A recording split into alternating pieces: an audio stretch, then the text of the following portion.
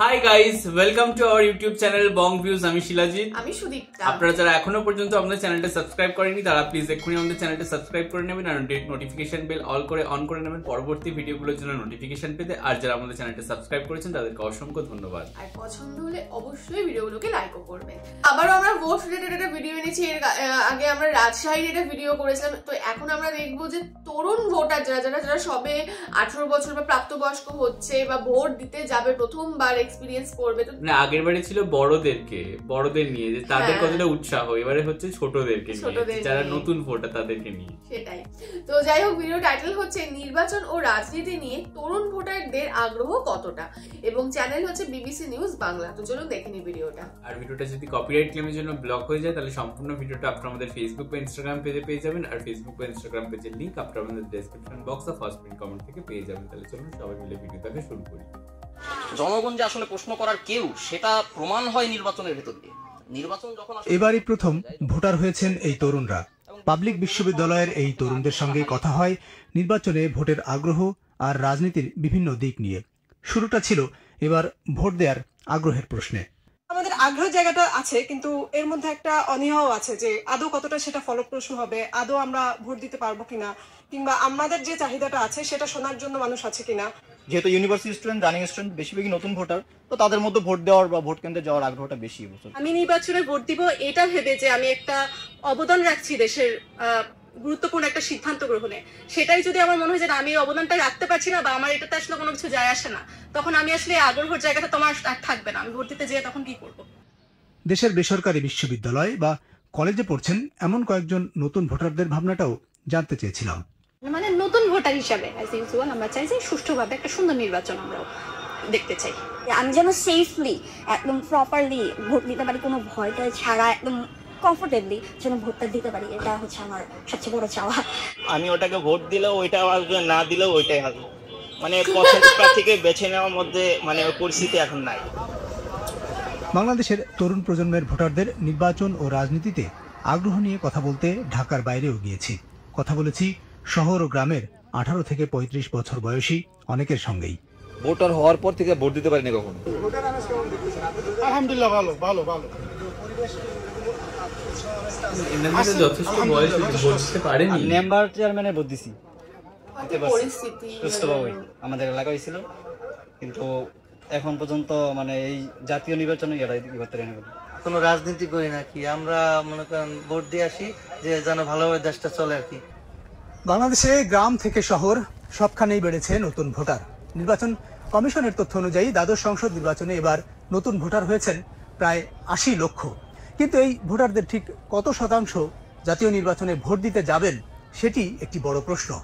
এর কারণ হিসেবে বিশ্লেষকরা বলছেন 2014 আর 2018 সালের দুটি জাতীয় নির্বাচনেও নতুন ভোটারদের ভোটের অভিজ্ঞতা ভালো ছিল না। আর এবারও জাতীয় নির্বাচনে অংশ নেয়নি বাংলাদেশের প্রধান বিরোধী দল বিএনপি। প্রথমবার ভোটার হওয়ার সুযোগ হয়েছিল যে তরুণদের, যে 18 বছর হলে ভোট দিবে, পরপর দুটো নির্বাচনে তরুণরা ভোট দিতে পারেনি। এখন ওই ভোটের হিসাবে আমি বলবো যে তৃতীয় প্রজন্মের তরুণরা এবারও তাদের একই অবস্থাই হচ্ছে, যে তাদের সামনে কোনো চয়েস নাই। ফলে তরুণরা এইভাবে কিন্তু আমি বলবো যে বিচ্ছিন্ন হয়ে যাচ্ছে। এক ধরনের আমি বলবো যে বিচ্ছিন্নতা বোধ, সেন্স অফ এলিয়েনেশন, এটা ডেভেলপ করছে। সম্প্রতি বাংলাদেশের একটি বেসরকারি সংস্থার জরিপে অংশ নেয়া 72% তরুণ ভোট দিতে ইচ্ছুক বলে মত দিয়েছে, কিন্তু সেটি ছিল সবার অংশগ্রহণে নির্বাচনের প্রশ্নে। মোটামুটি আমি যতটুকু জানি ভোট ভালোই হবে, না গেলেও মনে করেন মোটামুটি 60-70% লোক যাইবে, 30% বাদ দেন। গ্রামের ছেলেমেয়েরা যারা আছে তরুণ তোমাদের মতো নতুন ভোটার, তাদের মধ্যে রাজনীতি নিয়ে আগ্রহ কেমন? আমাদের এইদিকে আগ্রহ তেমন নাই। অন্যদিকে নমুনার প্রায় অর্ধেক তরুণদের নিয়ে মার্কিন প্রতিষ্ঠান IRI পরিচালিত এক জরিপের ফলাফলে উঠে এসেছে বাংলাদেশে আগামী নির্বাচনে কেন ভোট দেবেন না এই প্রশ্নে 55% বলেছেন অতীতে তাদের ভোট অন্য কেউ দিয়েছে। একই জরিপের তথ্যে 50% বেশি অংশগ্রহণকারী কোনো রাজনৈতিক কর্মকাণ্ডে অংশগ্রহণ করতে অনিচ্ছুক। বর্তমানে তরুণ প্রজন্মর একটা বড় অংশ রাজনৈতিকভাবে উদাসীন এটা তৈরি হওয়ার কারণ হচ্ছে রিসেন্ট বা সাম্প্রতিক সময়ে আমরা তেমন কোনো তরুণ নেতাদেরকে এভাবে উঠে আসতে দেখি না যে তারা আসলে পরিশ্রম করে অ্যাম্বিশন থেকে তারা রাজনীতির মাঠে খুব বেশি ভালো করেছেন এবং সেখান থেকে একটা পরিবর্তনের দিকে নিয়ে যাচ্ছেন। আছে, সবাই তো আর এক মাইন্ডের হবে না। যারা রাজনীতিটা পছন্দ করে তারা কিন্তু আমাদের বয়সের থেকেই রাজনীতিতে অলরেডি চলে গেছে।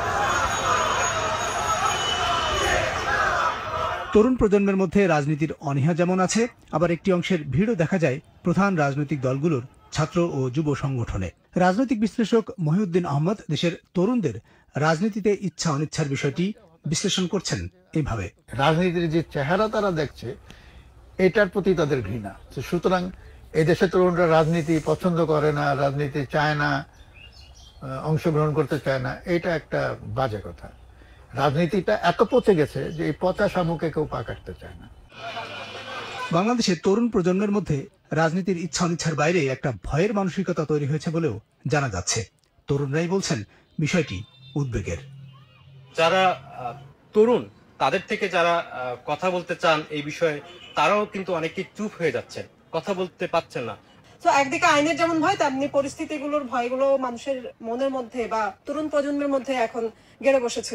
মানে কি রকম চাই একটা দেশকে, বা হতে পারে যে আমার এলাকায় কোনো ধরনের অন্যায় হচ্ছে, সেই অন্যায়টা নিয়ে আমি লিখবো, তাও কিন্তু আমি ভয় পাচ্ছি। একটা পুরো প্রজন্ম আসলে সুষ্ঠু ভোট, একেবারে প্রশ্নহীন কোনো ভোট দেখে নাই। এই পর্যায়ে যখন তারা আসলে এভাবে বড় হয়ে ওঠে, তারা এই ভয়কেই, এই ধরনের দমবন্ধ পরিস্থিতিকে স্বাভাবিক হিসেবে ধরে নিতে শুরু করে। আবুল কালাম আজাদ, বিবিসি বাংলা। ব্যক্তি স্বার্থ মুখ্য হয়ে ওঠায় বিদেশে গিয়ে নিজের জন্য একটা স্বাচ্ছন্দ্যের জীবন। ভিডিওটা তরুণ ভোটার, তো তাদের অনেকের মধ্যে দেখলাম যে অনাগ্রহ রয়েছে, ইন্টারেস্ট নেই, এবং তার কারণ হিসাবে যেটা দেখতে পেলাম, যেটা আমাদেরও শোনা কথা এবং আমরাও অনেকের মুখে এটা শুনেছি যে তারা ভোট দিতে গেছে, বাট গিয়ে শুনেছে যে তাদের ভোট দেওয়া হয়ে গেছে। তো এখানেও দেখলাম যে যারা দেবে না তাদের 55% কারণ হিসেবে বলেছে যে তাদের ভোট এর আগে অন্য কেউ দিয়ে দিয়েছে। তো খুব স্বাভাবিক ব্যাপার না, বারবার যদি গিয়ে মানুষ এরকমই হেনস্থার শিকার হয় বা এরকম এক্সপিরিয়েন্স করে, অনেক আশা নিয়ে যায় মানুষ। আমরাও যখন ফার্স্ট আর কি ভোট দিতে গেছি অনেক আশা নিয়ে গেছি যে আচ্ছা আমরা ফার্স্ট ভোট দেবো, আলাদাই একটা এক্সাইটমেন্ট কাজ করেছিল। বা এখনো যখন আমরা নির্বাচনে ভোট দিতে যাই যে আলাদাই একটা এক্সাইটমেন্ট লাগে না। সেটা হয়তো বাস্তবিক পরিস্থিতির ক্ষেত্রে প্রথম ভোটের একটা আলাদা এক্সপিরিয়েন্স। মানে তাদের আমরা কিছু মানুষকে দেখলাম মানে যথেষ্ট আমাদের থেকে বড়, তো তারা যদি এখনো পর্যন্ত ভোট না দিয়ে থাকতে পারে নিজেদের, সেটা অনেকটা দুঃখের একটা মানে গণতান্ত্রিক দেশের জন্য। মানে গণতন্ত্রের মেন ফান্ডা বা মেন ফান্ডামেন্টাল ব্যাপারটাই তো এটা যে আমরা আমাদের সরকার নির্বাচন করি, তবেই না গণতন্ত্র। আমাদের ভোটাধিকার রয়েছে বলে তার উপর বেস করে তো গণতান্ত্রিক ব্যবস্থা। তো একটা গণতান্ত্রিক দেশ মানে সো কল্ড গণতান্ত্রিক দেশ, এখানে মানুষরা ভোট দিয়ে নিজের ভোটটুকু দিতে পারছে না। এর থেকে বেশি লজ্জার কিছু নেই। এটা অনেকটা মানে দুঃখজনক। সে যে কারণেই হোক না কেন, প্রধান যে বিরোধী দল তারা নির্বাচনে অংশগ্রহণ করেনি। তো একটা যে হেলদি বা একটা যে মানে আমরা কার সাথে লড়াই করে জিতবো বা লড়াইয়ের যে একটা স্বেচ্ছাচারিতা ব্যাপার হয়ে যাচ্ছে, একটা যে বিজয়ের যে তৃপ্তি থাকে না, যে আমরা হ্যাঁ ওর সাথে লড়ে জিতেছি, সেইটা কোথাও কি আসবে? এরকম একটা যদি এরকম একদলীয় এক পিসে ব্যাপার চলে আসে, তো এটা কোথাও কি একটা দুঃখের আমার মনে হয়। আর মানে এদিক থেকে মানে এটা বলতে নেই, তাও বলতে ইচ্ছা করছে যে আমরা অনেক বেশি ব্লেসড যে আমরা অ্যাটলিস্ট নিজের ভোটটাকে নিজে দিতে পারি, এবং যতবারই ইলেকশনে গেছি এরকম কোনোদিন পরিস্থিতি ফেস করতে হয়নি, সুষ্ঠুভাবে দিয়েছি। এবং কোনো রকম মানে যে অনেক সময় আপনারা হয়তো আমাদের এখানকার টিভি চ্যানেলগুলোতেও দেখে থাকেন যে বিভিন্ন অনেক জায়গায় আর কি গন্ডগোল হয় বা এই সমস্ত কারচুপি হয়, বাট আমরা যে এলাকায় থাকি সেখানে আমি আজ পর্যন্ত কোনো রকম একটা বাজে ইনসিডেন্টও দেখতে পাইনি বা বোম পড়া বা এই সমস্ত কোনো রকম কিছু দেখতে পাইনি, এবং যার যার নিজের ভোট এবং সে তার নিজের ভোটই দিয়েছে। তো সেই দিক থেকে আমরা কোথাও কি ব্লেসড। এটা হবেই বা কেন, মানে নিজের ভোটটা তো নিজেই দেবো, এটাই তো বেসিক জিনিস না। এটা ভোটার কার্ডটা কিসের জন্য? সেটাই তো। যাই হোক, এটা মানে খুবই আমার কাছে একটা অস্বস্তিকর ব্যাপার লাগলো। এটা দেশের জন্য কোথাও গিয়ে ভালো না যে ইয়াং প্রজন্মের কাছে এরকম একটা জাতীয় রাজনীতি নিয়ে একটা অনীহা, যে তারা যে সরকারকে নির্বাচিত করবে বা সরকার প্রধানকে তারা নির্বাচন করবে, সেটা যে কে দেশটাকে সামলাবে সেটা নিয়েই তাদের অনীহা। তো এটা কোথাও কি দেশের জন্য একটা ভালো মেসেজ নয়? হয়তো যাই হোক, মানে এবারে যেন সুষ্ঠুভাবে ভোট হয়, মানুষ যেন নিজের ভোটারকে নিজের ড্রপ বক্সেই ফেলতে পারে বা কি বলে ওটাকে ভোটিং মেশিনে দিতে পারে, এরকম একটা ব্যাপার যেন হয় এবং ঠিকঠাক ভাবে সুষ্ঠুভাবে সমস্ত যে বাংলাদেশের ভোট মিটুক বা এই যে ভোট উৎসব এটা সুষ্ঠুভাবে মিটুক, এটাই কাম্য। আর আপনারা জানাবেন যে আপনারা ভোট নিয়ে কতটা এক্সাইটেড, বা আমাদের যারা দর্শক রয়েছেন তাদের মধ্যে নিউ ভোটার কারা কারা রয়েছেন, যে প্রথম কারা কারা আপনারা ভোট দিতে যাবেন। আর এটা যদি মানে সুষ্ঠুভাবে একটা মানে এবারের পরিবেশটা ওরকম দেওয়া যায়, তাহলে হয়তো পরবর্তীকালের ভোটগুলোর জন্য এই সমস্ত ভোটার বা নিউ ভোটারদের কাছে এটা ভালো মেসেজ যাবে। এক্স্যাক্টলি।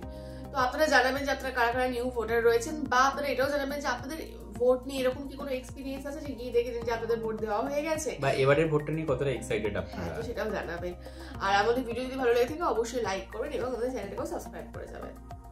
সাবস্ক্রাইব বাটনের পাশে জয়েন বাটন পেয়ে যাবেন, সেখানে কিছু ফেসিলিটিস দেওয়া থাকে, চাইলে আপনারা চেক করতে পারেন। আর আমাদের যে ফেসবুক ইনস্টাগ্রাম পেজ রয়েছে সেখানে আপনারা ফলো করতে ভুলবেন না, তার লিঙ্ক ডেসক্রিপশন বক্স চেক করলে পেয়ে যাবেন। আর আমাদের সাথে কানেক্টেড থাকার জন্য আমাদের যে ফেসবুক পেজটা রয়েছে সেখানে আপনারা জয়েন করে আপনাদের মনের মতো সমস্ত কিছু পোস্ট করতে পারেন, তার লিঙ্ক ডেসক্রিপশন বক্স চেক করলে পেয়ে যাবেন। আর আমাদের যদি আপনারা পার্সোনালি পছন্দ করে থাকেন আমাকে শিলাজিৎ রবি সুচিত্রা হিসাবে, তাহলে আমাদের পার্সোনাল ফেসবুক ইনস্টাগ্রাম সাইটে আপনারা ফলো করতে পারেন, তার লিঙ্ক ডেসক্রিপশন বক্স চেক করলে পেয়ে যাবেন। তো দেখা হচ্ছে পরবর্তী ভিডিওতে, আজ এ পর্যন্তই, টাটা।